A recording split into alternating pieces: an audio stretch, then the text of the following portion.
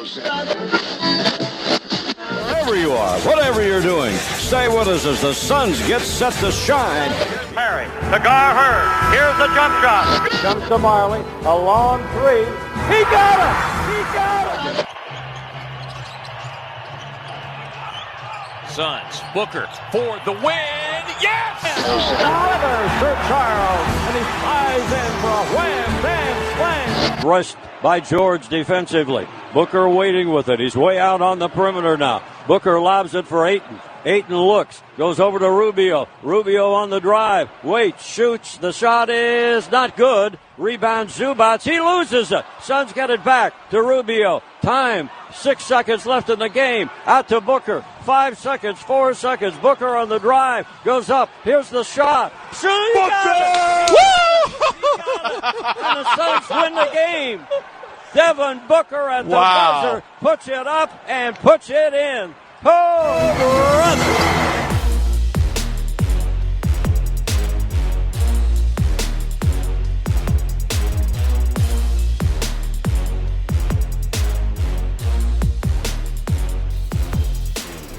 Welcome to 7 Seconds or Less, a podcast about the playoff-bound number 2 seed Phoenix Suns.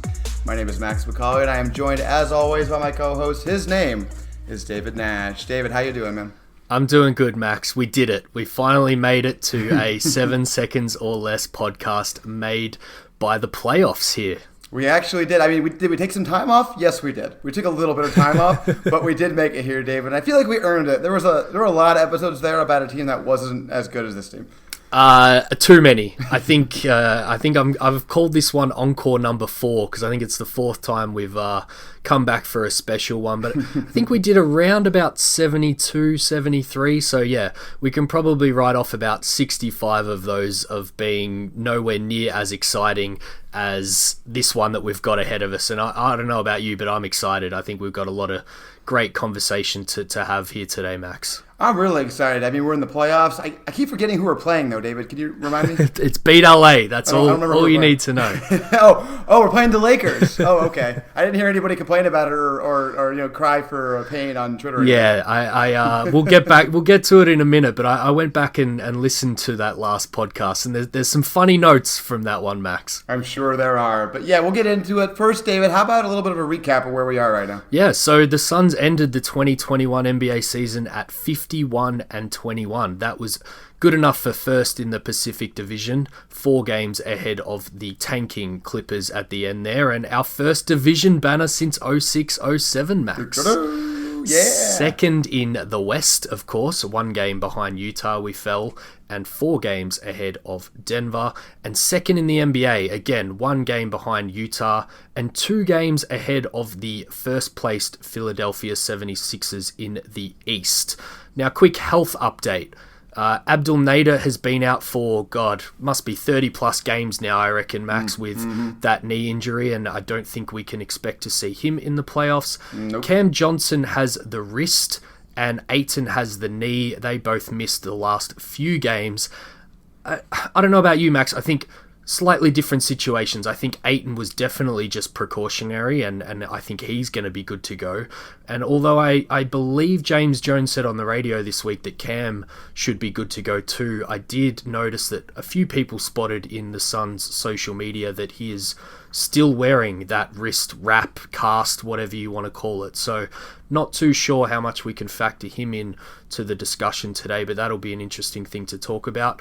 But Max, we were 24-11 last time we spoke, and quietly confident about our playoff chances. I think we even, did a little spiel about not being too scared that our early playoff episode was going to jinx us or anything. So turns out we actually went 27-10 after that. Amazing. So we didn't jinx the team. But to recap, I've got 2 questions for you before we dive into this Lakers series. The first one being, last time we both said the Philly game as kind of a moment to that point that we really remembered about the season. So now that the season's all said and done, do you have another favourite of the season so far?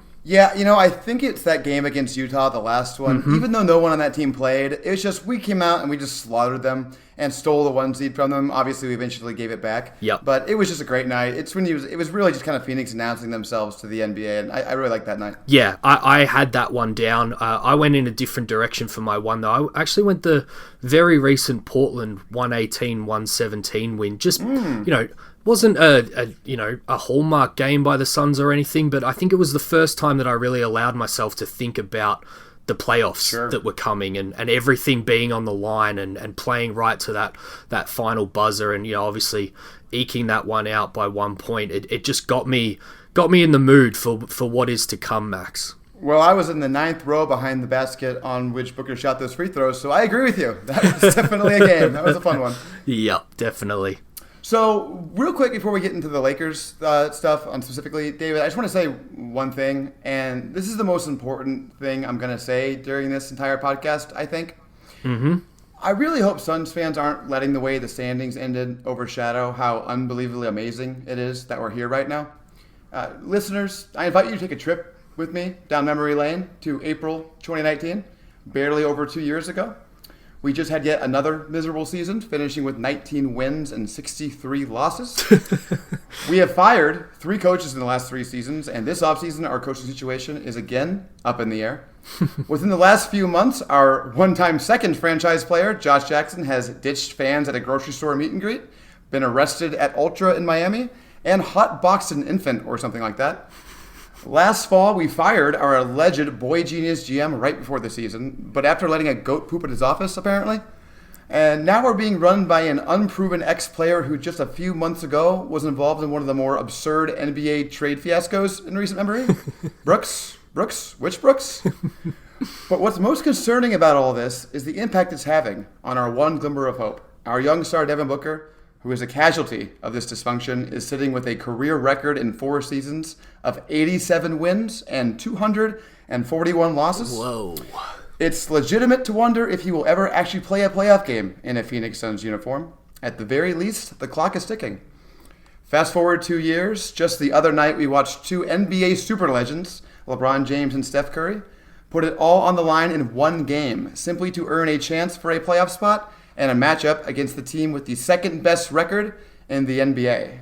They are, of course, the same Phoenix Suns I just described. LeBron tops Steph, and on Sunday he's coming to Phoenix with future Hall of Famer Anthony Davis to kick off the playoffs against another future Hall of Famer, Chris Paul, and the young star whose bubble brilliance convinced Paul to voluntarily join the same Phoenix Suns I just described, Devin Booker. That's a damned far cry from 87 wins and 241 losses. Finally, take yourselves again back to April 2019 and remember just how it felt to be a fan of those lowly Phoenix Suns. Imagine with what joy you would have received news that, in a mere 2 years, the Suns would be what they are now. The number 2 seed in the Western Conference, playing in the NBA's marquee playoff series with the whole NBA world watching. Don't forget where we came from. Don't forget how amazing the journey here has been. Don't take this moment for granted. And remember that, while we all hope like hell that the Phoenix Suns win this series, after going through hell for so many years as Phoenix Suns fans, we've already won.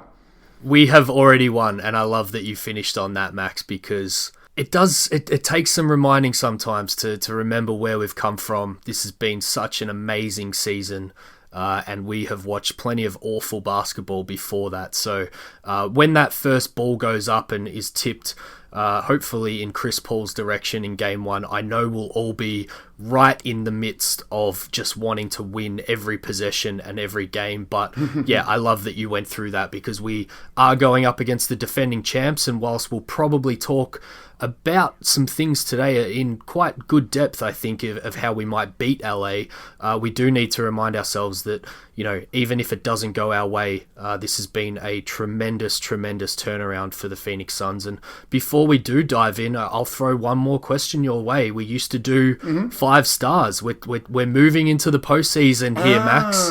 I think it's pretty easy. I know I haven't given you any notice here, but give me your 5, 4, 3, 2, 1 from the Phoenix Suns this year, Max, and I'll throw in my thoughts along the way too.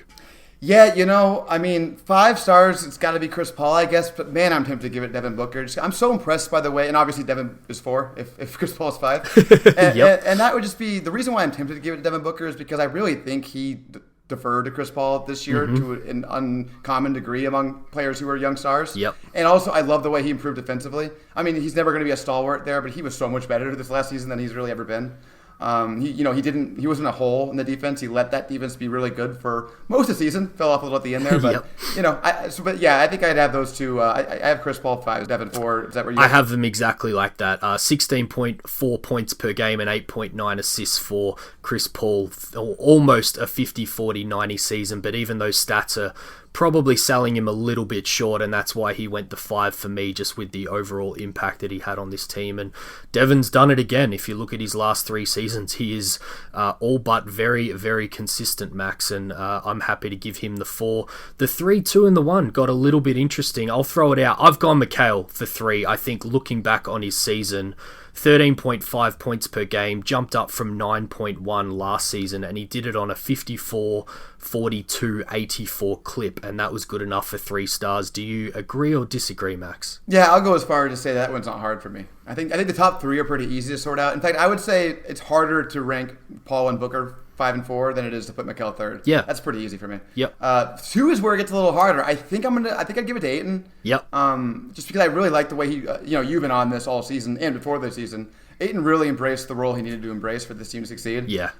They've given a lot of credit for it. It's been obvious, and there were times this season, especially early on and sort of in the middle there, where he was really not that good, and the team wasn't as good for that. Yep. But when the Suns really got going there, and what was it, like February, March time, it was in large part because Ayton was consistent for a few months, and he hadn't been that for a while, so that was great to see. Yeah, you got to reward him for that. It hasn't been the perfect season, and he's certainly going to get thrown into the fire here in the next couple of weeks, but he sacrificed a lot and really played that crucial role for the team, and we all realize it now because we know how thin we are behind him if anything happens to go wrong with injury or foul trouble in this Lakers series. But let's see if we can go 5 for 5 here, because we are so far so good on 5, 4, 3, 2. Who have you got for 1 star without notice, Max? So real quick, I want to give my 1 star, first half and second half honorable mentions, because Dario would have been this in the first half. Yep. He just fell off, obviously. Yep. I think Torrey Craig might be this for the second half. Yep. Because he's just so ridiculous. Yep. But I mean, all season long, I think the only answer is campaign. Just unbelievable season from him. We did it. We went 5 for 5 here, Max. Excellent. Excellent. Yeah, we'll get on to campaign, I'm sure, in this episode, so we don't need to talk about him too much, but I think he definitely deserves, for the consistency of the whole season, as you said, to be thrown into the top 5. So with that, Max, you can kind of let the listeners know how this episode's going to go. And then, as I said, I listened to the last episode we did, and I've got just a few points to throw in there before we dive into the first topic of conversation. Absolutely. So David and I have prepared, I guess, what we'd call them our big questions for this series, the things that we're thinking about and we want to ask each other about. Yep. Hopefully you'll find them interesting. It's going to be a really difficult series for a lot of reasons.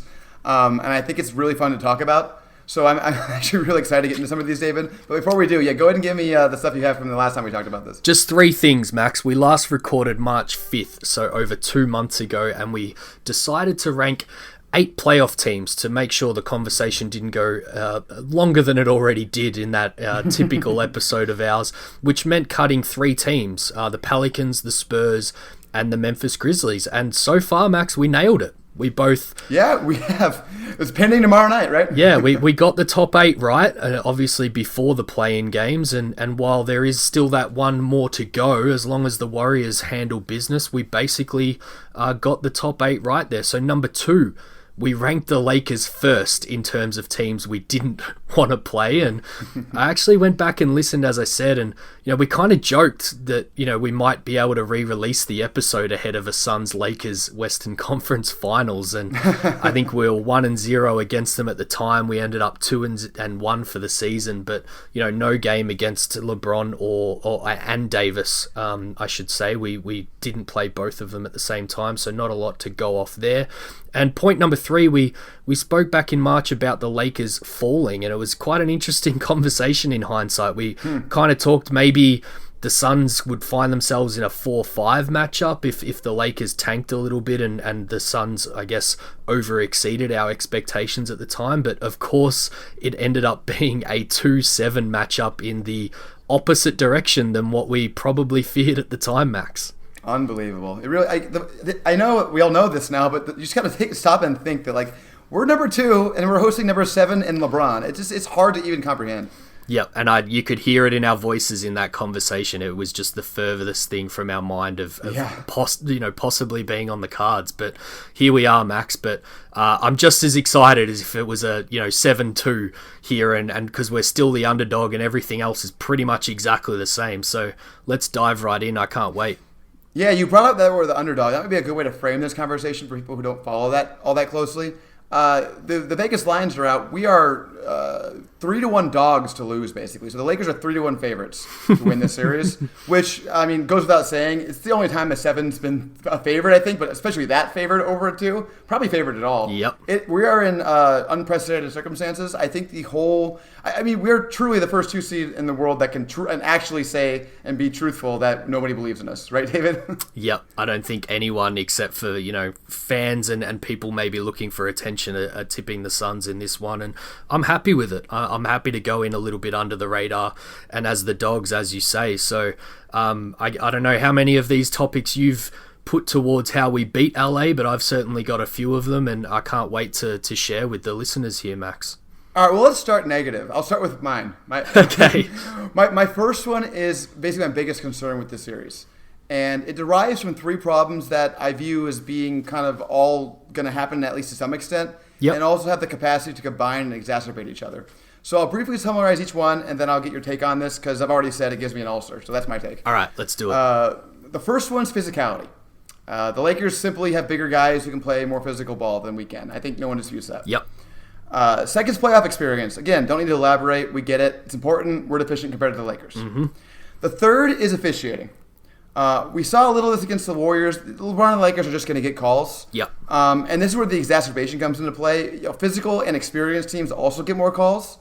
I just foresee games where, maybe we start out well, we're shooting well, we get some confidence, build a lead, but then the Lakers just start attacking us, the officiating is going towards their way, and our guys just kind of start to get, a little despondent about it.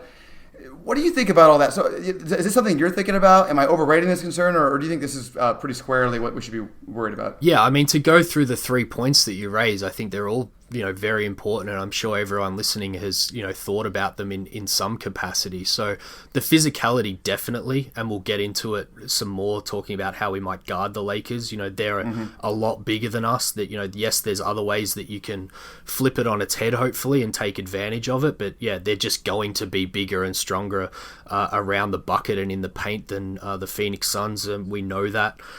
Secondly, playoff experience. Yes, we've got Monty, who's been there as a head coach and assistant coach before. Chris Paul has been around in pretty much every situation other than the final big dance. Jay Crowder, I guess to jump the shark here a little bit for some later topics, I think he is maybe the most important guy of this series overall for the Phoenix Suns, but he's got experience. And then, after that, it's few and far between. It's, Dario, Etuan Moore, Langston Galloway to very small degrees, but, they're probably not even going to be in the rotation. But, the big one is the officiating. I really struggle with this. I'm not one to jump on Twitter and call out individual refs or individual calls. I rarely think that, single calls define a game, winning or losing or definitely a series. But I think the way you framed it, I can definitely understand that would be a worry of a lot of fans right now, that, we might get ground into a slower game after a fast start and just have lots and lots of calls go against us. And I think, it's probably natural, not only with the, giant versus underdog narrative here to think that way, but also just game style wise. I think everyone listening should just kind of get used to the fact that this is probably the way it's going to go, because the Suns are one of the least, free throw drawing and shooting teams in the league, and the Lakers are one of the highest. So, even without bias towards LeBron or anything like that, we're probably going to see that in most of the games here of a 7-game series, hopefully. Yeah, it's really interesting because to some extent, grinding the game to a halt benefits the Suns, because that's how CP3 is comfortable. Yep. Both he and Booker are great half-court, hard shot makers. Mm-hmm. So that part of it's good. But I mean, you hit the nail on the head there with the fact that we're going with maybe the best team in the league at drawing fouls against one of the worst teams in the league at drawing fouls. And Suns fans, I mean, I can tell you right now, I don't care if the officiating is fair or not. We're going to think it's unfair, Yes. no matter what, because it's going to feel unfair. It's going to feel unfair, and I think it probably will at some points get unfair, just because referees are human. I'm not even saying that they're trying to be unfair. I don't think that's what's going on. I think that it's really hard to watch LeBron James and Anthony Davis play basketball and not think that they're doing the right things, and the guys guarding them are fouling them. Yep. I just think that's part of it. And I think the key here is going to be not so much avoiding it, because I think it's inevitable. I think you need to avoid, the Suns, the players need to avoid getting up in their heads about it. They can't get despondent. If LeBron gets a couple calls in a row and Davis does too, and they go on a little bit of a run, you can't be like, oh, shoot, well, we have no chance here. You just got to keep playing. If I'm on that team, if I'm Chris Paul, I'm just saying, guys, just keep your head down and keep playing. Nothing can get in your head. And I agree with you. Crowder, nothing's getting in his head. Chris Paul, nothing's getting in his head. They need to somehow find a way to impart that mentality on the rest of the team, because it's going to be so critical. Yeah, I'm really glad you made that last point, because I did think about putting it down and I didn't end up fitting it into any of my notes here, but I think it's really important. Almost any series outside of the Lakers, I would have wanted this team to be the, young, plucky, chirpy, getting guys' faces, really make it a annoying series for whoever we're playing. And the moment that the buzzer went in that Lakers-Warriors game, for whatever reason, I just had this feeling come over me of, all right, if this is the team we're playing, I just want our guys to put their head down, play the way they've played all year.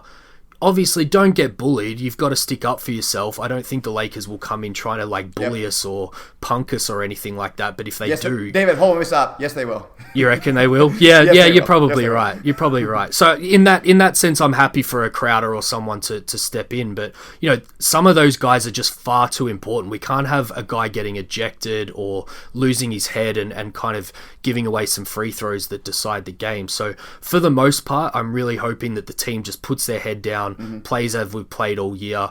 Tough it out, be a tough team. They've been a tough team all season, so I don't expect that to change. But don't get sucked into the mind games. If it does come that way, as you say, I hadn't really thought about it like that, but you're probably right. They probably will try and test us in those early games and try and come at us with a bit of a mental challenge. And I just hope that we do have just enough leadership around the guys with Chris Paul and Jay Crowder to not get sucked into that. If you're Frank Vogel, that's what you're telling your guys to do, right? You're telling Anthony Davis to kick Ayton's ass. You're telling Caruso and et cetera, perimeter guys, to bother the shit out of Booker, Yeah. It doesn't matter if Alex Caruso gets a couple fouls. Just bother him. You got to get in the heads of these guys who haven't been here before. And the hope here is that Chris Paul and Jay Crowder know all this stuff themselves. They know what the Lakers are going to try to do, and they can prepare everyone for it. I mean, Mikal always says, right, that Chris Paul is constantly telling them what the playoffs are going to be like. Yep. And get ready for it. This is the ultimate test of that, right? And it's especially the ultimate test because it would be natural for them to get starstruck by playing against LeBron James in the playoffs. Yes. And LeBron James dominates games, not just with his ability and physicality, which are obviously, there's nothing like him, but also with just his theatrics and the way he just is the number one personality there. Yep. And they can't get caught looking at him. If I'm Chris Paul and Jay Crowder, I'm telling the guys, just don't look at him. Just pretend he's any other player and he's really good, but don't get stuck in his games, because he plays games, David. And I think we both agree, keep your head down, don't get locked in the games. Yep. I'm all for that, and I think that's probably a good way to end that first question there, Max. So I'll throw mine in, which is, kind of related, I suppose. I'll throw the question at you. How should the Phoenix Suns guard the LA Lakers, particularly the starting lineup, which, if it is the same as the Warriors game, is Dennis Schroeder, KCP, LeBron at small forward, Anthony Davis at power forward, and Andre Drummond at center? I've got some thoughts on this, but I'm keen to know what you think first, Max. Yeah, first of all, it's kind of an impossible problem, we'll say. But I think there are right answers. The right answers are just not going to stop them, obviously, right? So I would say that what we saw from Golden State last night was really informative, I think. Draymond Green, Jay Crowder's not Draymond Green. No one's Draymond Green. Draymond Green's incredible. But I think you saw the way you can get away with putting a smaller guy on Anthony Davis, at least for stretches, right? So I think that at least for stretches, and maybe with the starting lineup, Crowder should be on him, probably. Ayton has shown in the past that he can bother LeBron a little bit. I would be very tempted to have Ayton and Mikal sort of tag team LeBron as much as you possibly can. Yep. Because, again, the number one thing I'm scared of is LeBron driving, by far, in the whole series. Yep. get into the line. So I want to stop that. I think the best way to stop that is probably having Mikal and Ayton just kind of bother him whenever he's even thinking about it. And the rest of the guys, I don't really care, honestly. I mean, listen, they're not bad players by any means. I'm not saying that, but those two are so important. I mean, whoever's hot, have Paul bother him, I guess. But if I'm game planning against the Lakers, I'm only thinking about those two. I don't know about you. Yeah, I think, if we start with the guards, we can get that through that really quickly. I'm really hopeful that Chris Paul has some, things from his time with OKC last year and can kind of bother Dennis Schroeder. We know Chris Paul knows guys' games inside out. He spent a whole season with him, so I'm sure he knows his tendencies and can kind of knock him off his spots. He was pretty much a non-factor in that Warriors game, and hopefully the Suns can keep it that way. Booker with KCP, just stop ball watching, really focus on KCP. Don't let him be a guy that's knocking down shots from the outside. That should really be Booker's only defensive kind of mindset here, and the only thing you should be worried about, not helping off too much. And then, I agree with you. I think Davis is the guy that I'm really targeting. I think we saw in the Warriors game, and we've seen it pretty much over the course of the season. If you can lull him into being the outside shot Anthony Davis, I think that's, where he's the least effective and probably damaging to his team, to be perfectly honest. I think in that Golden State Warriors game, he played 21 and a half minutes at the 5 and had 22 points on 8 of 12 shooting. And he played 20.7 minutes at the 4. He only had 3 points and was 2 of 11 from the field. So it's pretty obvious that when they go that big lineup, there isn't the space in the paint for him to capitalize.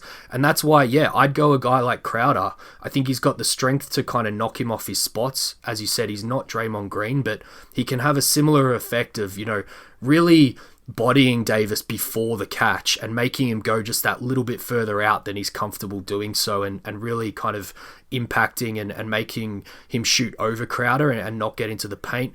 I think with LeBron, as you said, with Mikal, obviously would be his one-to-one matchup, which I think makes the most sense as well, because Bridges has kind of been the point of attack defender for the Suns the whole year, and the offense pretty much goes through LeBron, even though Schroeder's on the floor as the pseudo point guard. So I would just be packing the paint with those three bodies. And I know that Ayton has had some success on Davis in the past and on LeBron, but particularly to start, I think you want to neutralize Drummond. Really, there's only 3 ways I see him having any impact on the game. It's on the offensive glass, as a vertical lob threat, and then on the defensive end, if he can protect the rim. And I think you can take 2 of those out by putting Ayton on him, probably 3 of those, to be perfectly honest, on both ends. And if Ayton's on him boxing out, he won't get any offensive boards. I think you've got to play Ayton on him because as that kind of weak side lob threat, Ayton's the only one that can leap high enough to kind of deflect passes and just be impossible to kind of throw over in the first instance. And as much as I'd love them to play Drummond, 38 minutes or whatever, because I think they're worse when he's on the floor, I think just neutralizing him with Ayton and not getting behind early by him, maybe getting 2 or 3 offensive boards over Crowder's back or something like that is probably the way to go, Max. Well, and actually it's funny because you stumbled at the end on what I was going to say, which is like, to a large extent, I kind of want Drummond to get going, I guess, early, so they think they should play him.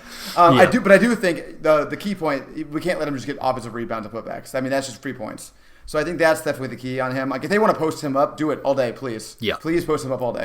But yeah, Ayton should definitely, whenever he's on the floor, Ayton, and listen, this is maybe not Ayton's best trait, is to box out Drummond, but he's going to have to, because, Drummond, are they empty sometimes? Sure, but he also averages 16 rebounds a game sometimes, so he can do that.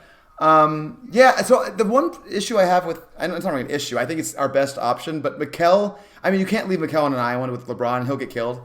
Almost anybody would, but particularly just Mikal's lack of strength is the issue there. I'd actually probably even be more comfortable with Craig on LeBron on an island if anybody. Yep. But I don't want anybody on an island. I think LeBron, I think the key to the series, here's the thing. If the Lakers make shots, we're losing. Yes. I think, period. Yeah. So I think you just got to take away the drives and the easy stuff and just say, hey, if you make the shots, cool, you beat us, but this is our chance. If you don't make the shots, that's how we can win this series. Yeah, I'm totally with you. And I kind of almost had the question for you here. It's like, obviously you don't want LeBron going to the line 20 times, and you're probably going to lose games 99 times out of 100 if that's the case. But, is it a winning strategy to kind of let LeBron go in a sense and limit everyone else around him, as you said? If the Lakers make shots, the Suns are dead in the water anyway. Mikhail's a great defender, but, pretty much every defender in the league is, you don't stop LeBron. You maybe contain him a little bit game to game and put him off his spots and make him be a little bit more inefficient than usual. But, I kind of feel like there is a strategy here where you pack the paint a little bit, don't let LeBron just waltz to the rim, maybe make him a bit more of a shooter, but really play hard on the rest of the guys around him. And that's probably why I would go with Mikhail to start with. I don't know if you have any thoughts on that, Max. I think that's really interesting, especially so, and now we're starting to get, we haven't talked about this yet, and it's key. It's what the form the Lakers are going to be in, right? Because in that first half of that game, it looks bad for them, really bad. Yeah. They got it together, but I mean, a lot of them getting it together was the Warriors giving the game to them. I mean, the Warriors should have won that game. 100%. The turnovers were insane.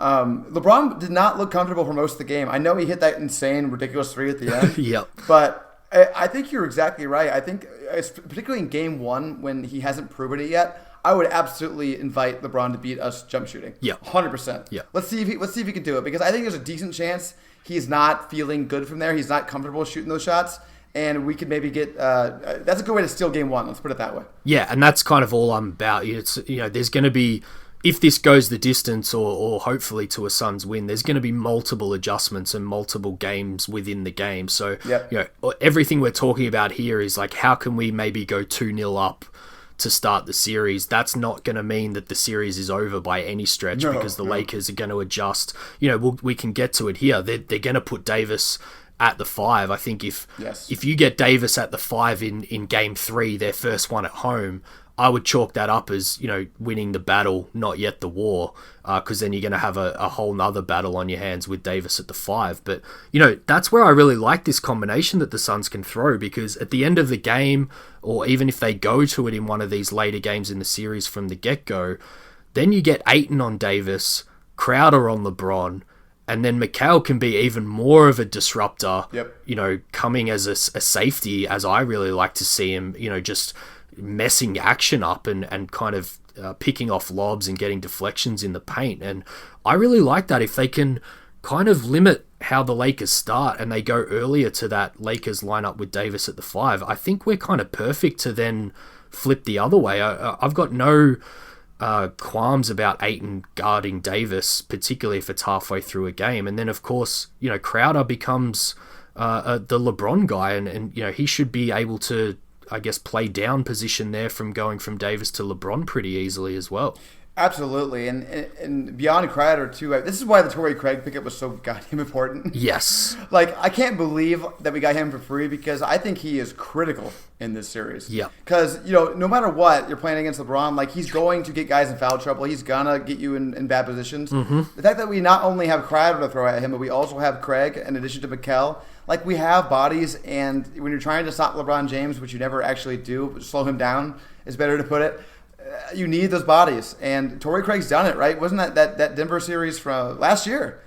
In fact, we have James Jones in his ultimate brilliance. I don't know, we haven't talked about this recently, David. I think James Jones is like a savant now. Yeah. I just can't believe how good he is at everything. But he went out and got Crowder in the offseason, who played in the finals against LeBron. Yep. And then he went at the trade deadline and got for free Torrey Craig, who played against LeBron in the conference finals. So clearly James Jones anticipated this series maybe happening. I guess the counterpoint would be he didn't get a backup center, really. Yeah. Which would be useful in this series, although Jalen Smith looked pretty good in that last game. But, he's clearly light years ahead of all of us here, so maybe he just knows that they're not going to need a backup center. And, I guess that's the last point here with Ayton and all those wings. I think the same point can be made about Davis that you just made about LeBron. Let's save Ayton a little bit, just put him on Drummond, don't get baited into any stupid fouls, and he's not not going to get in that early foul trouble, which we clearly need to protect him, because all the security we have behind the wings, we don't have that same security behind Ayton, and we need him on the court. So that's going to be his biggest challenge early, is just contain Drummond without getting fouls and picking up cheap ones. And, I think the first half of that last game we played against them, Crowder and DA only guarded Anthony Davis like 4 times. Yes, he went off on us, but I think we didn't throw our best planned attack at Anthony Davis there, and I think they're going to be really physical, and we'll get to it on the defensive end with my next point here. But if I'm Anthony Davis, I'd be prepared for a really physical series this first one out, because I think the Suns are going to go at him hard on both ends, Max. They really should, and that's a good, interesting point you bring up, because we talked earlier about the Lakers going at the Suns a little bit and trying to shake them up. Yep. But this team, the Lakers, are a little bit shaken up, right? They've just kind of come together again. Exactly. Davis and LeBron have been hurt. Why can't the Suns, who have been awesome all season and are all in extremely good health, save maybe Cam Johnson, maybe we'll get into that later, why shouldn't they be taking at these guys? These guys are tired. They're a little broken down. They're still trying to find themselves. The Suns are in top form right now, or they should be, right? Exactly. Well rested. Come out and punch him in the jaw in these first 2 games. See what the appetite is from LeBron James and Anthony Davis to really gut this one out, because they're clearly not 100%, nor would they be 100% fit with all the time that they've missed. So, play fast, play hard, make them earn, every touch, particularly Anthony Davis. I know he's got a little bit of a reputation of being a little bit soft. I'm going at that from the outset. I'm attacking him. Yep. I want to see how much he actually wants to play, a 7-game first-round series here and earn every touch. And I think that's how you get him settling for jumpers as well. If they're knocking him on every touch that he's getting, is he really going to want to attack the paint every possession? Because I know that, I'd be scared if he's literally attacking the paint every possession, because I think that's where he's most dangerous. But I think mentally they can get him in a spot where he's taking jump shots because he doesn't want the contact. Absolutely, and we don't know how he's feeling. I mean, maybe he's not quite where he should be. Yep. Those guys miss a lot of time, man, and that's real. All right, so maybe I'll go to my next point now. Let's do it. Okay. All right, I got to pick which one I want to go here, because we just did the one I was going to do, so I'll do this one. So we know Booker, Paul, Ayton, Mikal, and Crowder are playing no matter what. I think we can probably add Payne to that list, unless you disagree. I do not. Okay, so Booker, Paul, Ayton, Mikal, Crowder, and Payne are playing no matter what, unless they get injured. Knock on wood. But I'm interested in your ranking of confidence level among the rest of the players who made up our regular season rotation on whether they'll get minutes in this series. Yep. So that would be Dario, Cam Johnson, Torrey Craig, Javon Carter, Frank Kaminsky. I'm going to take Javon Carter and Frank Kaminsky straight out. Okay. I'd be confident in playing Javon in small spurts in certain roles, but I think the makeup of the Lakers and just wanting to shorten the rotation, I'm pretty confident we won't see either of those guys at least early on until the Suns are scratching around for plan Bs here. At least I hope so. God, I really hope that the starting lineups don't come out and Frank Kaminsky's the starting power forward to match the Lakers side. David. I think I would cry. Yeah, that would ruin the series for me from the outset. Cam Johnson, let's go there now. I think pre-injury, I would have been very confident that he would play 15 minutes at a bare minimum, because they're going to need shooting. We'll get to it in a bit. They're going to have to beat the Lakers by shooting the lights out in this series, I think. But I'm just not sure he's going to have it. He's missed some time now. At first, I thought it was just precautionary, but it certainly seems a little bit worse than that. And unfortunately, the team that we follow, Max, is, has a track record of not being great with injuries and being communicative and open about what might be actually going on there, Max. So I've just got no idea. That's a nice way to put it. It's a nice way to put the fact that we thought maybe Abdul Nader was out for like a game and he was out for the whole season. Yeah. A nice way to put that. They're a little not communicative. They can work on their communication skills. So yeah, pre-injury, I would have been very confident that he was playing, and I said it even during those slumps. Shooters shoot. You've got to have Cam out there, and I actually think the underrated aspects of his game of being able to put the ball on the floor and actually defend his position would actually really suit him getting major minutes in this series as well. You talked about James Jones before there. I think that was his vision, like have 4 wings that you can throw out with Chris Paul and Devin Booker and DeAndre Ayton, and that's basically your rotation. I'm a little bit more unsure about that, which means, we have to have confidence in a guy like Torrey Craig, as you said. You touched on it before, though.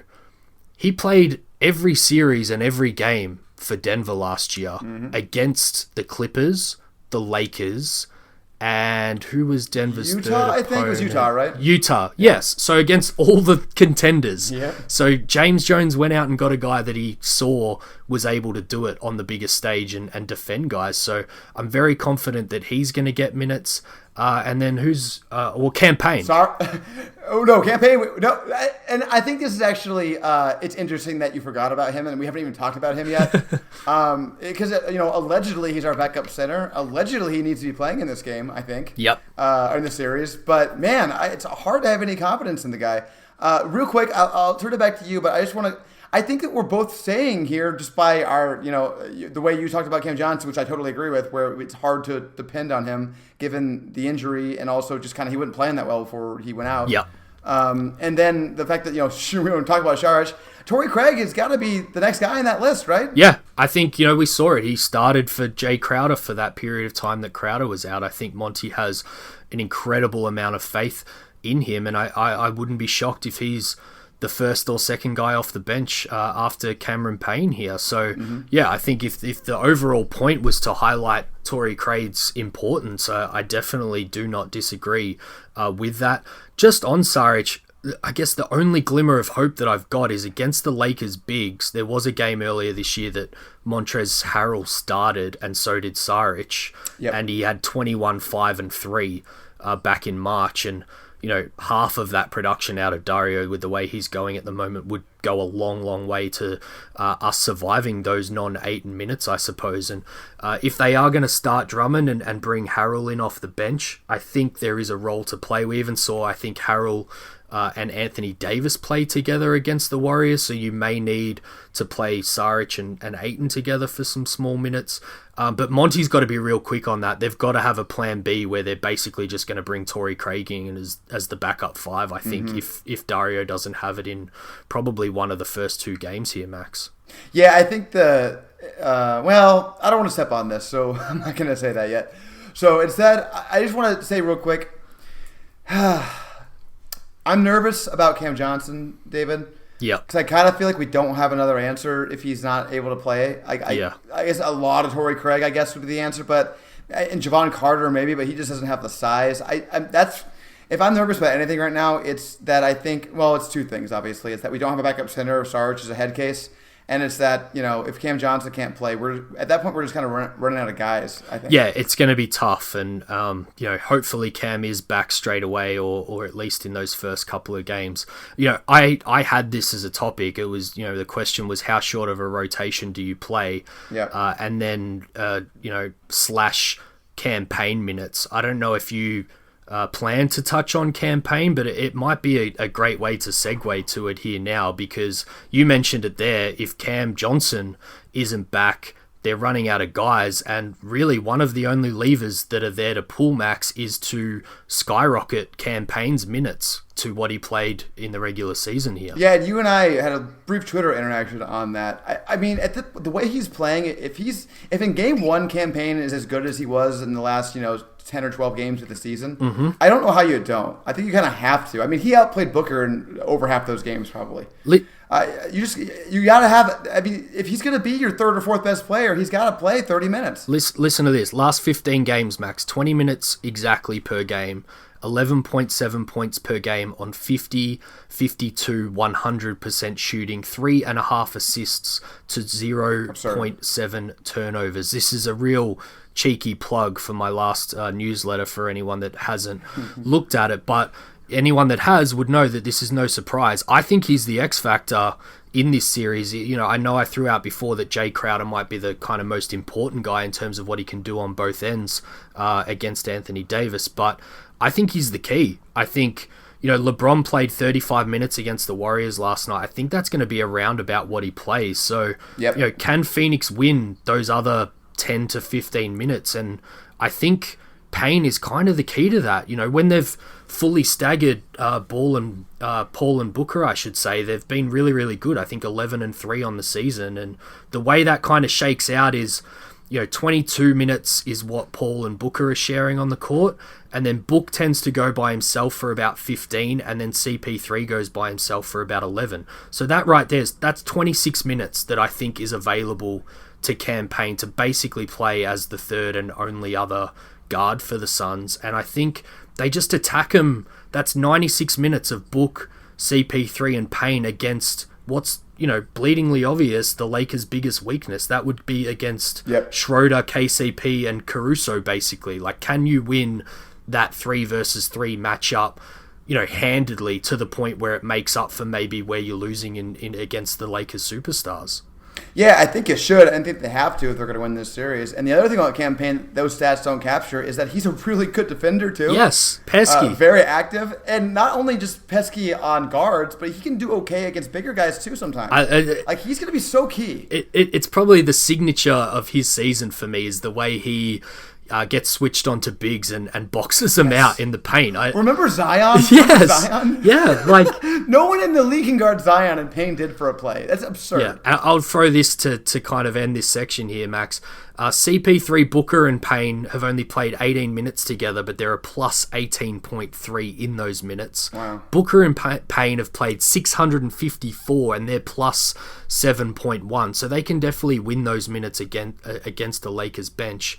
And then the really, I guess, important one that I really highlighted in that last newsletter, CP3 and Payne have only played 84 minutes together, and a lot of those have been in these last kind of 5 or 6 tune-up games. Monty's definitely looking at that as like an untapped combination that they haven't used.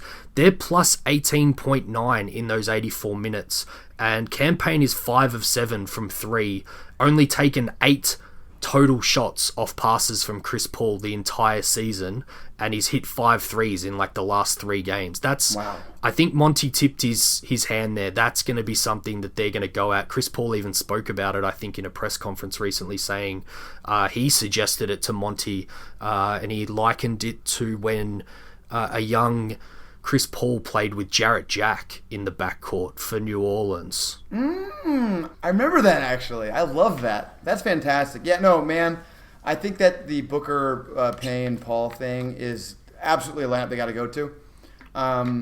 Let's make this the first thing after Did You Know. Let's go to Did You Know now. And then I want to ask you something about after Did You Know. All right, and I've got a big one for after Did You Know as well. So we'll tease both of those for the listeners who are hopefully going to stay with us here. But I'll run to Did You Know here, Max. I appreciate you humouring me and allowing Did You Know to remain whenever we do these pod specials. I promise to take it easy on you today. So Did You Know, with the Suns winning 51 games this season, it is the first time they reached 50 since the 09-10 NBA season, which of course was also the last time our Phoenix Suns went to the playoffs, Max. But first, a question right up the top here. How many seasons have the Suns reached the magic number of 50 wins out of their 53 seasons in the NBA, Max? Oh, wow. Good question. I mean, a fair amount. They've been a pretty good team. I'm going to give them 10. Double. 20. Wow! Couldn't believe it. I think we've forgotten how good they were for a long period of time. Crazy. I'm not going to list them all out for you, so you're just going to have to trust me on that one, Max, and the listeners. Anyway, last podcast we spotlighted the 04-05 Suns after the Suns had multiple All-Stars for the first time in many years. So with the long-awaited return to the postseason, I thought we'd look back at the Suns' last Suns playoff team, Max. Next question, and I know I said I'd take it easy on you, but if I'm honest, I think I may have lied. This is a two-parter. First, can you tell me which 5 Suns started the most games in that 09-10 season? And then, can you tell me which 2 other Suns ended up playing in the starting lineup of the playoffs, Max? Okay, sorry. So the five most starting in the playoff run? During the regular season, what was the most used starting 5 from point guard to center? Oh, okay. Nash, Jason Richardson. I'm going to skip to... it was Grant Hill. Yep. Fry and Ayton, or not Ayton, Stoudemire. I know Judge Ayton was not on the 2009-10 Suns. You nailed it on the head. And then 2 players entered the starting lineup at separate times during that postseason. Can you name one or both, Max? Robin Lopez? He started at center in the 2-4 loss to the Lakers in the Western Conference Finals. Who was the other big man that played the first 2 series of that season, Max? Oh, man. I was going to say Jared Dudley because he's who I love the most from that run. But the other big man was... I mean, it's not Amundsen. I know he's in that team. But I don't know, David. Who is it? It's really easy to forget that Jaren Collins started at center in both the 4-2 first round win over Portland and then the 4-0 sweep of the Spurs. But next question, and this one is an easy one. Well, maybe not, but you can just make up the answer and no one will know anyway. Max, I recently discovered that I remember where I was for both the Tim Duncan 3 and Ron Artest putback, especially on the Lakers theme here. Can you tell me and the listeners if you remember where you were watching during that series where Ron Artest put back the air ball for the Lakers and won the series? Yeah, I was at a house that I used to live with a bunch of friends during college. I was in college back then. Now I'm old, and I was despondent. David, I was after the shot. I can tell you, I was in my bed, like just despondent for like an hour. Yep, and I challenge everyone listening to think back, and you can even tweet at us and tell us where you remember you were, because I guarantee if you were a Suns fan back then, it is etched in your memory. But last thing before we end with a short game, Max, I wanted to mention some of the parallels between these 2 teams. Firstly, they were both led by 35-year-old Hall of Fame point guards, and funnily enough, their point per game output was almost exactly the same at 16.5 and 16.4 points respectively. Next up, the 5 regular starters were the top 5 minute getters in each team, which isn't that much of a surprise, but what I think is, though, is that all 10 starters averaged double-digit points and were the only 10 players to do so in both of those 2 teams. Jared Dudley was the 2010 team 6th man with 24.3 minutes a game, just a fraction ahead of this team's backup wing option Cam Johnson, who averaged 24 minutes in this season. We have Cam Payne this year, Max, playing 17.8 minutes off the bench, but in that season, we basically had 2 campaigns. Both Dragic and Barbosa played 17.9 and 18 minutes off the bench for the Suns. And not to get too dark, Max, but the Suns had a 6'10 rookie taken in the lottery, just like Jalen Smith that season. Do you remember who that was? Earl Clark. Exactly. So hopefully Jalen Smith goes a little bit better than Clark did for the Phoenix Suns. Now, Max, I said I'd take it easy on you, which I think I mostly have, and I can definitely guarantee a soft ending here to round things out. Looking at the 09-10 team, we're going to play a quick game of Who Would You Rather against the current Suns team. Fun. So starting at point guard, the toughest choice. Are you taking 35-year-old Steve Nash or 35-year-old Chris Paul? That's really mean, David. God, I think I'm taking Chris Paul. Ooh, it's tough. I'll go Nash. Because, I mean, think about how good Paul's season was this year. I mean, Nash was great that season, but he wasn't like anywhere near the MVP conversation. That's true. That's very true. Next is an easier one as your 2 guard, Devin Booker or Jason Richardson. I'm gonna go. Even though Richardson was awesome in the playoffs, I'm going with Booker. Youth or experience at small forward, Mikal Bridges or Grant Hill. Another really hard one, man. I'm going with Hill if I'm trying to win a title. Love it. I'm going back to the regular season here. Channing Frye or Jay Crowder at power forward. Jay Crowder, please. And the final starting spot, DeAndre Ayton or Amari Stoudemire.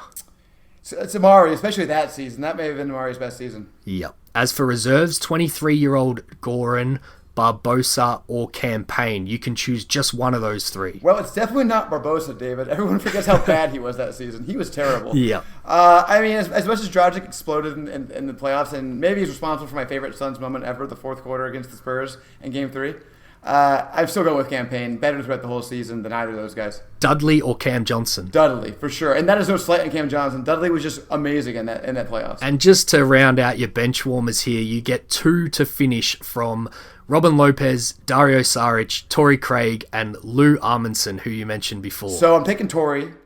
And then, I mean, I love Amundsen, but I already got Torrey, kind of similar.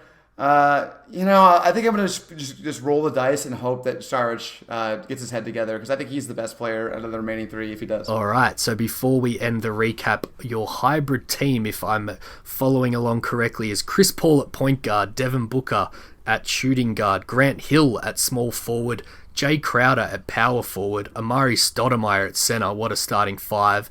Then you went Cam Payne, 6-man off the bench with Jared Dudley, and then Torrey Craig and Dario Saric to round it out. Not a bad team, Max. And with that, we should finish off this discussion on the Lakers and the current Suns. That was really fun, David. I want listeners to tweet their own rosters doing that game. Yes, because do it. Whenever I do that game, I always think about how can you make the best possible roster of the whole team. So Mikel's on the bench, Yeah. But it's more fun to have to make those choices. It's a little harder. 100%. All right, so the thing I wanted to get into because we were sort of starting to get into it, and I wanted to add on this other part. So we're talking about the 3-guard lineup, right?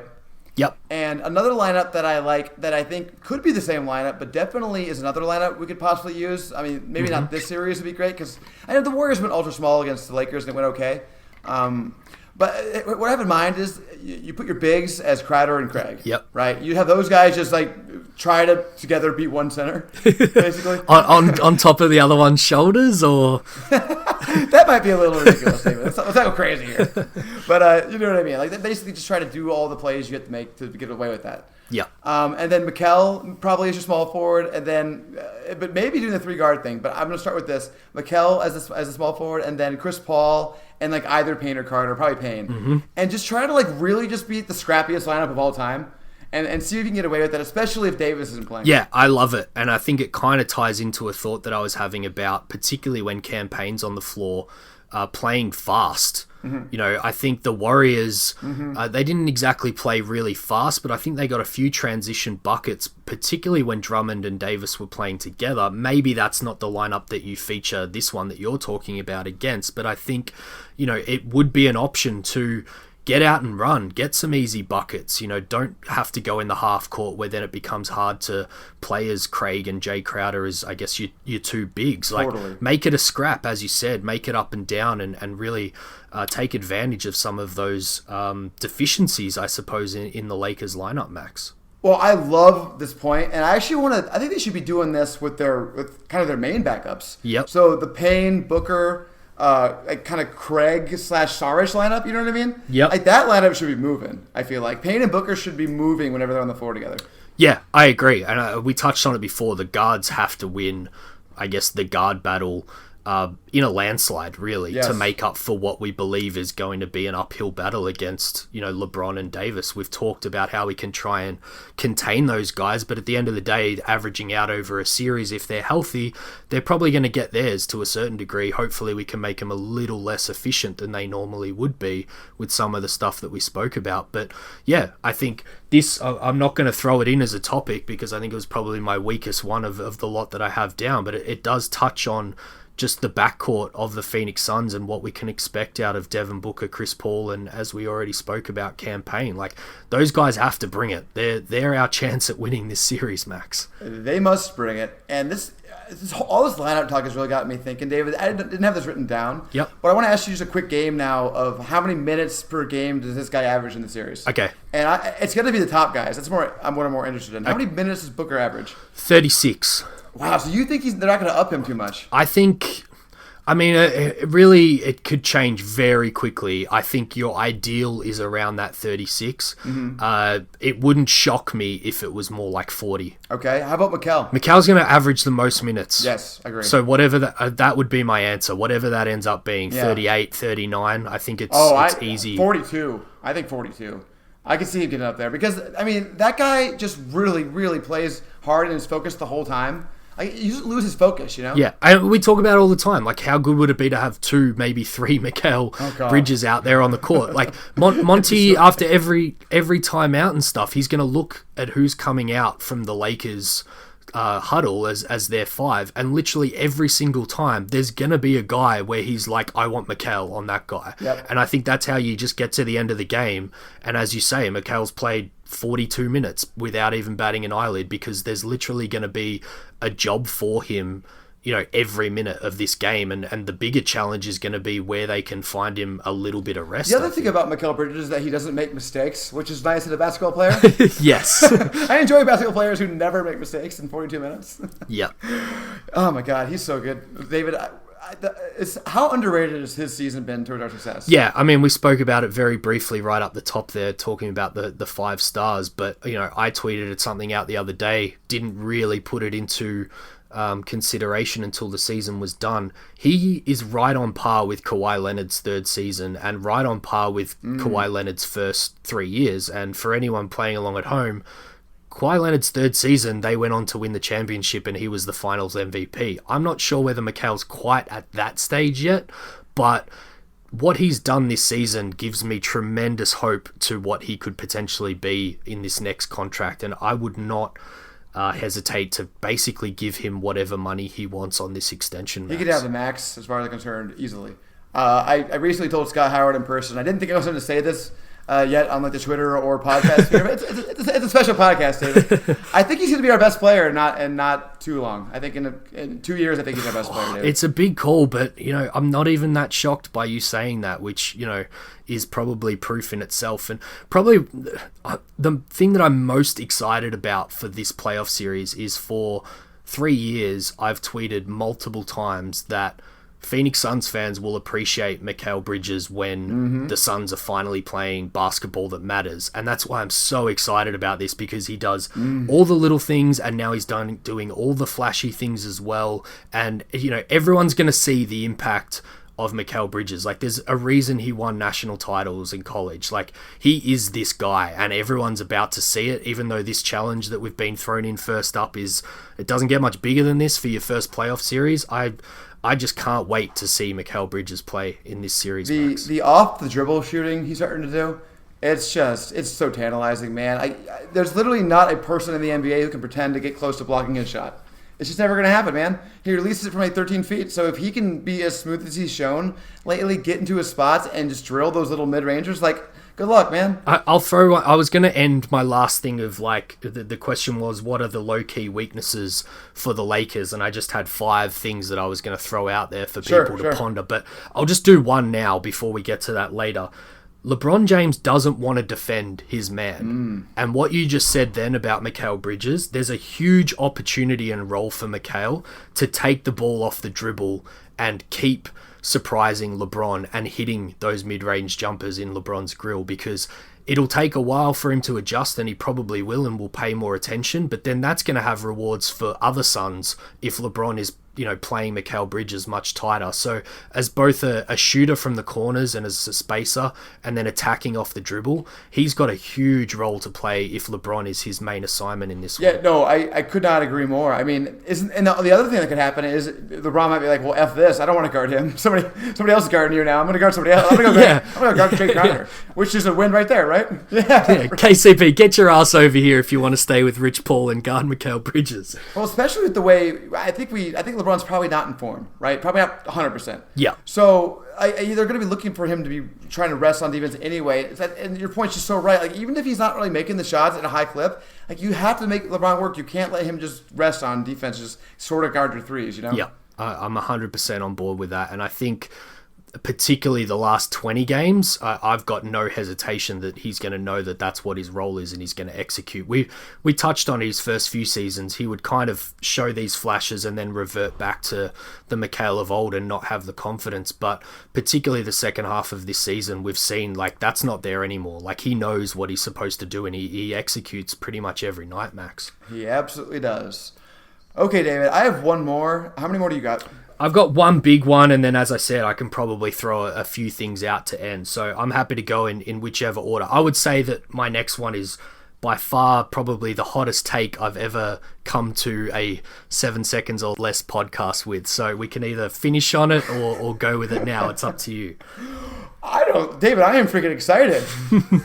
I've never heard you never brought anything quite like that here before. That's spicy. Man, I don't know. I think I want it now. Let's go. I've probably built it up for too much than what it actually is. But the question is, can the Phoenix Suns target Anthony Davis on defense and exploit the hell out of him in this series, Max? For sure, I thought you were going to say target him in the offseason. But I think it's really interesting. Is that the guy to go at? Are you thinking because of the injury a little bit? I think the injury a little bit. I think he's also been in and out of the lineup this season. And even though the Lakers have the number one defense, I'm not actually sure he's a huge contributor to that. He loves to play that roaming role, and we saw him do it against the Phoenix Suns. But again, I think this is something they held back in the last matchup, and I've got a bunch of nerdy stuff here that I'd love to quickly run through in terms of I think they can do it, and I honestly think based on what we saw in that last game, I think they're gonna do it, and I just can't wait to see how it might go, Max. So, real quick, before you get into that stuff, I want to visualize this. So are you talking like getting squished out onto Booker, have Booker kind of pull him out, and then operate that way? I'm talking everything. I'm talking in the half court. I'm talking the actions they run. I think some isolation stuff with Booker and Paul, as you said. Okay. I think they can go at this guy almost every possession down that he's on the court and really make it a way that he's even less effective on the other end. This could come back and really be egg on my face here, but I really see that this is the main crease that they can go at to try and get themselves in this series, Max. And to be clear, to avoid the egg on your face, you're not saying that the Suns should drive at him every time under the hoop. You're saying they should get involved in actions and see whether he can follow them around a little bit, right? Exactly. I'm saying the exact opposite. I think Anthony Davis wants to meet you at the rim, and he wants to kind of roam the paint and break up, passes over the top, get out in transition, lead the break sort of stuff. I don't think the stuff that he's done in seasons past is what he really wants to do right now with his injuries. He kind of wants to just float through the game and not be tested defensively. And I think the biggest, key thing to start with here is we ran basically zero elbow action in that last game. And I think the one way... I'll quickly explain. I'm sure most people listening will know what I mean by that. I covered it in a huge newsletter that you can go and find. But basically, the Suns, most of their half-court action is two guys on the elbows. They'll run a cross screen to get Booker open. Then Ayton will kind of roll down the paint. There might be a lob, or if they follow Ayton, Booker's got a bunch of options. They can run counters off that. I won't go into it. You can go and look at it if you want. It's pretty easy to find. I'll throw it out there on Twitter as well when I share this episode. If you put Anthony Davis in most of those elbow actions, which they tend to do, they run a lot with both the center and the power forward. So no matter who he's guarding, I expect to see that guy a lot in these actions, whether it's Jay or DeAndre Ayton. First, you can throw him through some physicality. So like we spoke about before, make him really earn every possession. They can basically throw him through a cross screen where he's got to fight over, get bumped on the way through. He's not going to want to do that 35, 40 times a game. But the other more important thing is you throw him straight into the action, which then he's either guarding the ball or a guy who's floating out to three, which is how most of those actions run, and you take him away from the paint. And all of a sudden, the paint, it's either Andre Drummond, who I'm not scared of really as a rim protector, or you've taken their only rim protection out of the game. And I think that the Suns are really going to hone in on this. And I think we saw it with the Warriors. He guarded Draymond really closely. Draymond's different. You're obviously guarding a guy like that closely because of his threat as a passer, and then he would sag off after Draymond catches to try and cut off the passing lanes.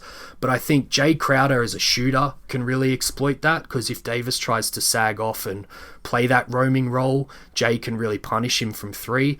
And if it's Ayton, I think, as I said, they can run him through some physicality and just take him away from the basket. So that would be the first thing that I would do, is I would throw him in a heap of half-court action that takes him away from where he wants to be, Max. Yeah, I think it's fascinating. I think it's exactly right. I think they should be absolutely targeting that. And I like your point on the Draymond Green thing.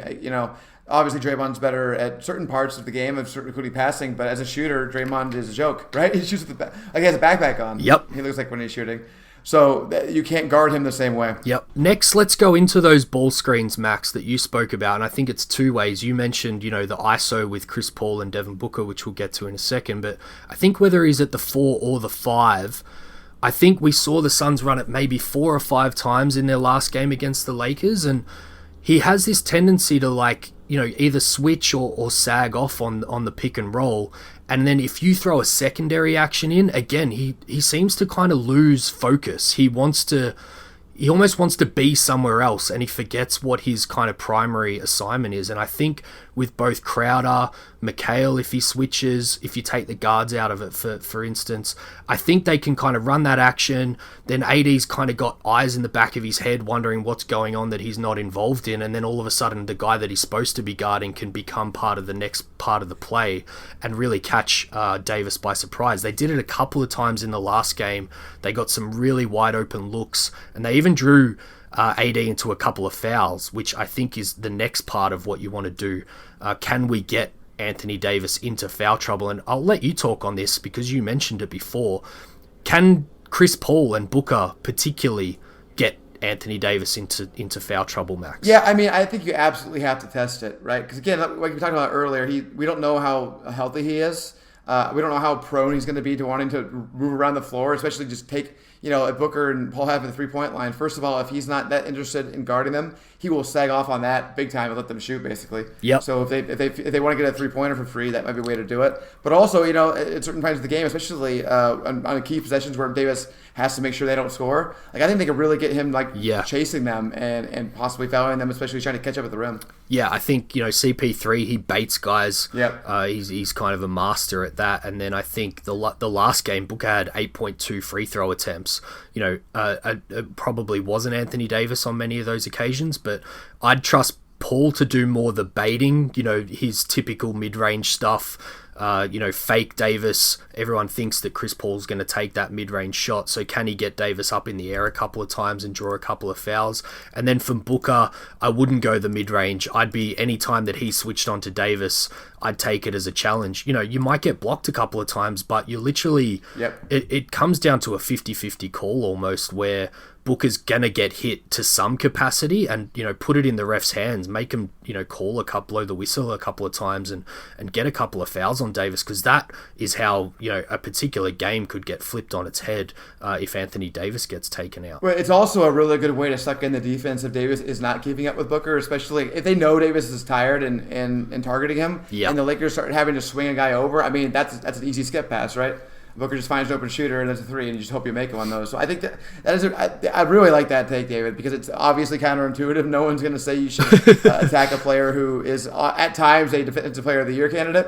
But I think you're exactly right, though. I think that's particularly because we don't know if he's healthy or not. You have to at least test this. If it doesn't work, doesn't work. Do something else. Yeah, really setting myself up for failure with this one. But I had to throw it out because if I didn't, and I started to see it in the first couple of games, I think I'd regret not bringing it up. And this is why I mentioned Jay Crowder before as maybe the most important guy in the series, not the best, not the guy who's going to have the biggest kind of impact on the box score. But he shot 50% on 6.7 threes a game against the Lakers in the 3 games this season, I should say. And, not only that defensive role we spoke about earlier, if he can start dragging Davis away from the paint like Green's passing did, and Jay's just hitting threes and Davis just has to go up on him, then again, another battle that you can kind of say we won that mini war. We got Davis away from the paint playing that roaming role because, he wants those early positive signs that him in the roaming role is working and that's where he wants to be, and can kind of convince everyone that that's where he should be. The only way to get him out of that is to have his man directly impacting the game negatively for the Lakers. I really like that, David. I think the listeners are going to like that because we're looking for ways to visualize how the Suns can win the series. Yeah. And you're kind of describing something that if that's just an advantage for the Suns all of a sudden, then they have an advantage, right? You're looking for ways they can just have advantages for stretches, and that is certainly one of them.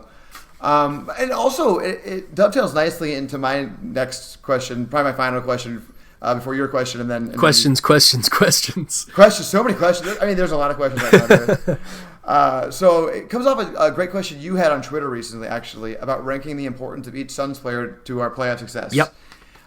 So we obviously weren't thinking about it at the time in the context of this particular series. We were thinking about it playoff wide, and I actually think it's changed my answer to a large degree. Love it. And I think that you have already previewed a little bit that it has for you too, but I want you to go ahead and explain that a little further and see if there's anybody besides the person you've already mentioned is on that list.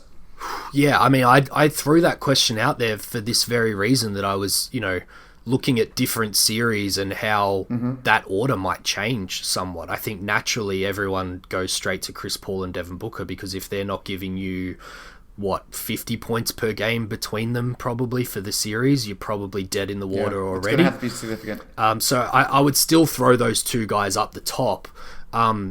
Weirdly, and this is by no means a shot at DeAndre, I think his importance goes down. Like, he's got to stay on the floor, but what he's doing on the floor becomes less, I guess, important to me in this series. And we've highlighted some of the other guys. I think Cam Payne's going to have a huge role to play in this series. I think Jay Crowder's going to have a huge role to play. I think Mikal Bridges is going to have a huge role to play. So I won't duck the question here. I'll go something along the lines of Chris Paul, Devin Booker, Mikal Bridges, Jay Crowder, and then you could throw DeAndre and Cam Payne in either order, I think, Max. So that's really interesting. I think there's maybe a distinction to be made with DeAndre Ayton.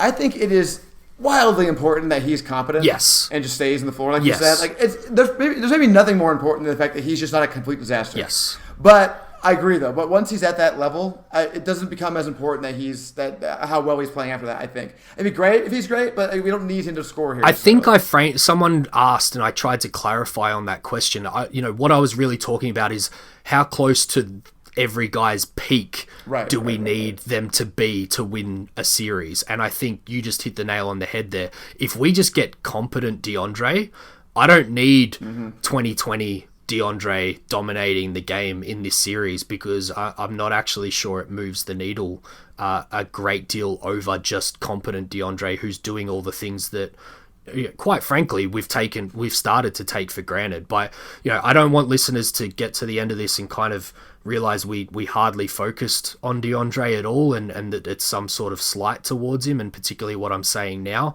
I'll go on record as saying I think he is very, very important in this series, but I just need him to do those things that I pretty much know that he's going to do these days, unless he completely gets taken out of the game with foul trouble or something like that. And that's where, I guess the rankings change for me in this series in particular, Max. Well, and part of it also is how high their peak actually is, particularly like realistically in this series. Yes. Like there's just no universe where Ayton's going to just block Davis 5 times and score 30 points on him. Listen, if that happens, then yes, that's how I want to win the series. It's just not going to happen, right? So like, part of this is trying to be a little bit realistic. Yeah, I'm not expecting the Suns to go 0-2 down and then come back with a game plan of feeding DeAndre Ayton in the post 35 times a game, which they haven't done at all this year after winning 51 games. I'd much more expect them to just double down and do more of the same and hope that the series shifts. So that's what comes into the calculus here is, as you said, nail on the head again. I'm not expecting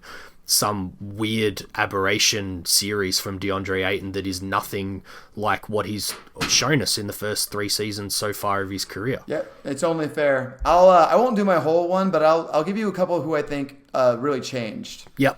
I think Paul goes up and Booker goes down. Yep. In terms of importance, not saying that he's above him necessarily, but just that they get closer for sure in importance.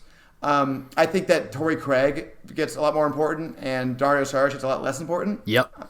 I think those are the big ones that I think change. Like those are the ones that like versus a normal series I think change, because in every series Booker's important, Mikal's important, but those are the things that I think are the most Lakers specific. Yeah, I'm totally with you, and I think everyone who's listened to this point probably has heard that throughout the discussion is, that's what we've seen in terms of what we've spoken about. I think we've really highlighted the guys that are going to be super, super important, and then there's the unknowns and the X factors, I suppose. We just don't know what to expect out of a guy like Cam Johnson, who all of a sudden could be very, very important during the season, but we just don't know right now, Max. And I apologize, I didn't list the most important one, but we already talked about him a million times. Jay Crowder gets so much more important in this particular series. For obvious reasons. He's going to earn every bit of his $10 million. He had a great season. Don't want to downplay that at all. Agreed. But the reason that you sign a guy like Jay Crowder is probably what we're about to see from him in the playoffs and what he has shown in playoffs very recently gone by, including a finals appearance against these Los Angeles Lakers last go-round, Max. Yeah, the emotional leaders of the Lakers are going to be LeBron and Davis. The emotional leaders of the Suns have to be Chris Paul and Jay Crowder. They just have to be. Yeah. And Yep. that's the role he's playing. He is that important as a leader on this team. So it'll go beyond if he's making threes or not, put it that way. Yep. But let's get to your last question, David. Yeah, so low-key weaknesses. I think we've covered a lot of them off, and then we'll end on what I think is the most interesting or important one. Attack the bigs in the pick and roll. So we already touched on Davis there, which might have surprised a few people. They might still be coming down from that discussion. But Drummond and Montrez as well, if they throw those guys in there, go at them. Again, we spoke about it. The Suns' strength on offense is their guard play. Yes. So go Real quick at on that, these David. guys. Something on a podcast I just listened to. I was talking about how badly Luka destroyed Yep. Montrezl Harrell. Yep. I think it was in that last. So yeah, you can destroy him with a good perimeter player. We touched on it before. I threw it in with Mikhail. LeBron doesn't want to play defense. Typically, he'd like to save himself for the ends of games and the end of this longer playoff run they're hoping for. So Mikhail's got a real job to attack there. Lack of creation outside of LeBron. I think they were about middle of the pack with 24 assists per game, and LeBron gets about a third of those. So that's where the making him a scorer point from much earlier in the pod comes in, I think. If you can limit his facilitating and then, a lot leaning on the health. If he does go downhill again or has another ankle sprain or something, I think they're in real trouble from a sense of how they're going to create their shots. And they haven't been a great offense, and the Suns have obviously been a great defense this year. So that's something to look at. And then they're just top heavy. In their depth. Like, they've got all those guys we spoke about. We didn't even speak about Marc Gasol, but they don't have a lot of options, secondary options on the wing the longer that this series goes on. So if the Suns can get themselves in a fight, really pick up these first two games at home and have the Lakers back on their haunches a little bit, there's actually not a lot of levers that Frank Vogel can pull outside of more big guys. And I'm not sure if the Suns are dominating early that going bigger and bigger is actually the answer for the Lakers. So I'm really interested to see what surprise reserves might come from the Lakers if they do get themselves in a scrap. And then the fifth and final one, Max, win the battle from three. Yeah. The Lakers are 21st at 35.4% on the season. The Suns are 7th, 37.8%. I don't think it's a hot take or a huge overreaction to kind of say that shooting from three could be the difference in this series, Max. Well, they can't lose it. Yes. The Suns must win it. I think they can win it and lose still, but I think the best chance is to really shoot well in this series. I couldn't agree more with that. And that not just from three. I mean, obviously three is important, but you also need the Paul and Booker mid-range jumpers to go down. So right? that's one that I'll be keeping an eye on from game to game because, if they can get on top, we saw it during the season. It's kind of the two cases of the Suns. They can really blow the doors off some teams if their shooting gets hot for a period or two, and the offense can really dry up, and they don't have, other options if shots aren't falling. So let's hope that at least a few players and campaign in a bigger role is allowed to kind of elevate that shooting or keep it at the level that it's been all season, Max. Well, God, can we say, how nice would it be to get a good Booker three-point shooting series? I mean, that would be really helpful, wouldn't it? 7 threes in Game 7 for the 7 seconds or less podcast is, something along those lines, maybe. I'm not sure my heart could handle that, Dave. It might explode. Oh, man. If he breaks that stupid 6-pointer thinking he'll win in Game 7, that would be something. It would. We deserve something like that, surely. I think we do. Okay, are we ready for 7 seconds or less, David? We are, and we are on time as always. Real quick, none of my questions actually ask for our picks for this series. Do you have that covered? We might cover that off before we say goodbye to everyone at the end there, Max. Okay, let's do that at the very end then. Okay. All right, 7 seconds or less. That's the segment where one of us asks the other 3 questions for which the other has 7 seconds or less to answer. We're both going to do it because we don't do these very much anymore. David, do you want to go first or we go first? I'll go first. Which would you say is the most likely thing to happen in the playoffs? A Booker game winner, a Chris Paul triple-double, or a campaign 20-plus point per game? Per game? No, game. Sorry. Oh, game. Okay. You say it was campaign? I think campaign 20-plus point game. But, man, the Booker one tempted me too. Yep. I think they're all yes. A chance, and I'd probably agree with you with which one is the most likely. Okay, so we spent a whole lot of time talking about our first round series, David. Let's be optimists. Assume the Suns win. Who would you rather play in the second round, Denver or Portland? It's hard because I automatically go Portland, but if they've overcome Denver, it's kind of like, what happened in that series for that to happen, and should you be more worried about them? But Totally. Jokic is going to be the MVP of the season. I would much prefer to avoid a guy like that in the second round, so I'd take my chances against the Blazers, Max. You already said my reasoning for my opposite answer. I'm going to go ahead and not go against the Dame who just beat the MVP. Yeah, and that's the other way to look at it. If he slays him, then yeah, you're in for a challenge either way. Yeah, it's not going to be an easy series if we get past it, guys. Sorry, it doesn't get easier after this, honestly. No, it's not like the Lakers. If we get over the Lakers, we're just going to march through to the finals.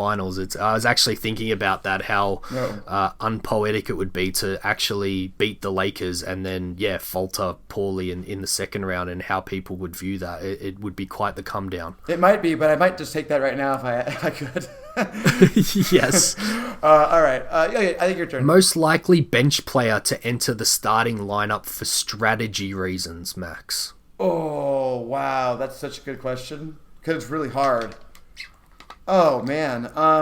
I guess, you know what? I'm going to say, I think the most likely, not what I would do or what I want. I think Saric at 4 is the most likely. Yeah, I think you're probably right. I don't like it. I don't think it's very likely, though, David. I don't think it's likely at all. No, I think they're gonna. As I said, they won 51 games this season, and it was clear with what their best starting 5 was. You've got to give those guys a chance to lose 4 games together, basically. I totally agree. All right. What are your NBA conference finals, and champion predictions? Conference finals. All right. Gun to my head right now, I will say Clippers, and I'm terrible with the bracket stuff, so you might have to correct me here, but I believe the Clippers and Utah would probably make the conference finals from either side of the bracket. So they have to play each other in the second round, right? Clippers and Utah? Yeah, yep. Oh, they do too. Yeah. All right. So that means so the Clippers did everything they could to avoid the Lakers side of the bracket, right? So let's go Clippers versus whoever wins Lakers Suns. That's exactly my conference final. And on the other side, I'm even worse with the bracket situation, but I believe Philly finished first and Brooklyn finished second, so I'm going to just go with those two in the conference finals. Yes. And I would therefore go with... let's go Clippers-Nets finals with the Nets taking it out, Max. You and I were pretty close. I also chickened out and said Clippers over whoever wins the Phoenix and Lakers. I guess we'll give that away at the end, right? And then I had Sixers beating the Nets, actually, and then I had the Clippers beating the Sixers. Oof.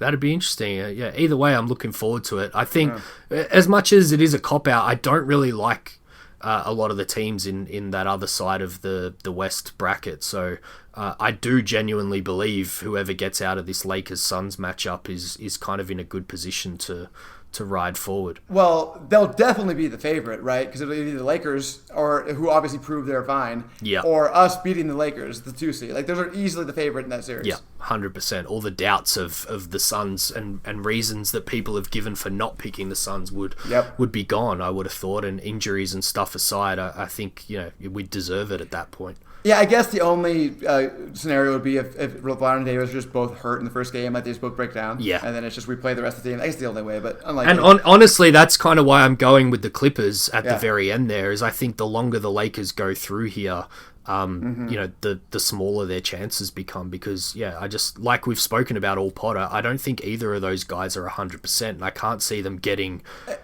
more healthy over the course of a grueling postseason as opposed to less. And someone made a really good point about the structure of our series in that regard, which is we're the most condensed 4 games in a row the first 4 games. Yep. Which I think is definitely a benefit, because I want those 2 playing games quickly, back to back. Yep. I'm with you on that. All right, third question from me. Gun to your head, and this is throwback to our last episode, and in case we don't pod again before.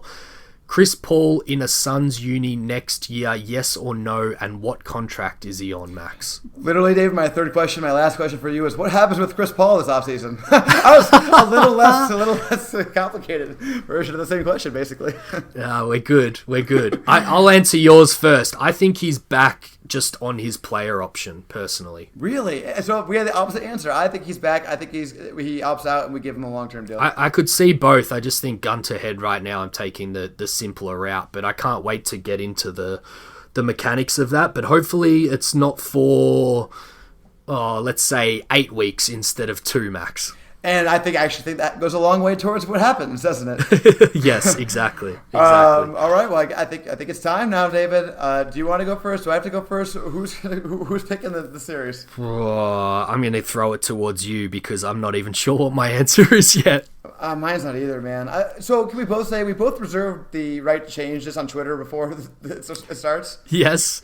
But right now, the gun to my head, I think it's going to be a really, really hard fought. Like every game is close, 6-game series where like all the games really could have gone either way. Win for the Lakers. Yep, and I'd be proud at that point. I just don't want to see us roll over. I want to see us really test them. So would I. I'll go one step further. I know it's not a great end to the podcast with both of the Suns fans choosing against the Suns, but particularly if we can get both of these first 2 games at home, I'm going 7 games and we lose in a nail biter. And if that isn't the recent history of the Phoenix Suns fandom coming out in both of us, I don't know what is, Max. I know.